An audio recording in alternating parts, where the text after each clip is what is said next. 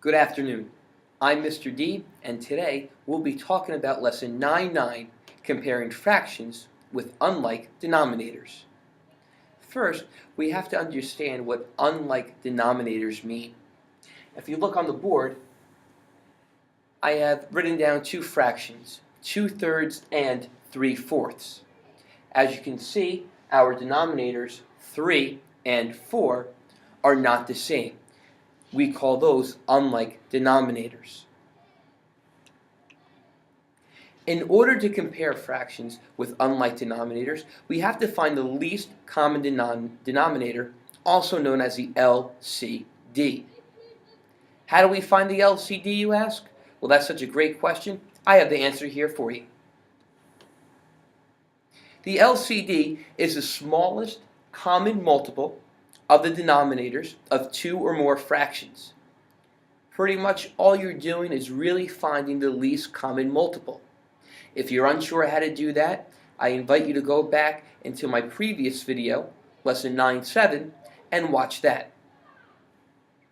So to find the LCD again, we just find the smallest common multiple of the denominators of two or more fractions. Let's take a look how to do this. I wrote down 3 and 4, which were my two denominators to begin with. I'm now going to find the multiples of 3 and 4. So I write down 3 and I think, what's 3 times 1? And we all know that answer is 3. And then I'm going to continue the pattern, probably up for about 5 or 6 multiples. So 3, 6, 9, 12, and I'll stop there at 15. I'm going to do the same now with 4. So I know 4 times 1 is very good. You guessed it, 4. I go 4, 8, 12, and I'm going to stop right there at 12. I know it may be a little hard to see because there's a glare, but trust me, 12 is right there. I'm going to stop there because I know now that 12 is a multiple of 4, but that also 12 is a multiple of 3. So what I'm going to do, because now that I found my least common denominator or my least common multiple, I'm going to circle that.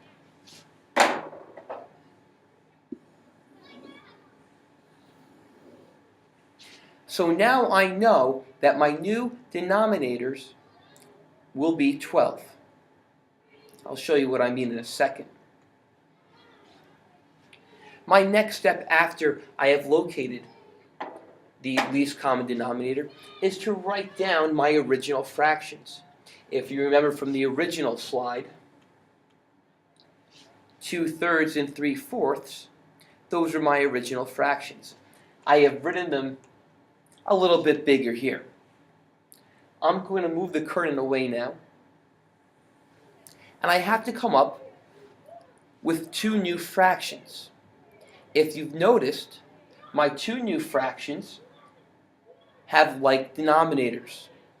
If these numbers look familiar to you, I'm glad, because they're from our least common multiple.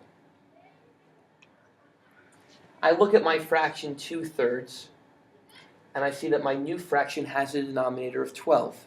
So I say to myself, self, how do I go from 3 to 12? Well, you use the step of multiplication, and a little algebra is involved. 3 times what will give me 12? Yep, you were right again, 4. So what I like to do, just so I don't get confused, I like to write just a times 4 there, just so I know 3 times 4 gives me 12. Whatever you do to the bottom, you have to do to the top. So if I multiply the denominators by 4, I have to make sure to multiply the numerators by 4. And I'll just write it times 4. 2 times 4 is 8. And I look down below here, and I know 4 times what will give me 12? Yep, you guessed it, 3 is correct. So if I multiply 3 in the denominator, I have to do the same for the numerator. 3 times 3 is? Yeah, you're right. It's 9. So now I have my two fractions, and I'm almost done. Not quite, but almost. I rewrite my fractions just like this, 8/12 and 9/12, and I have to figure out which one is greater than the other one. Well, now I'm just comparing my numerators.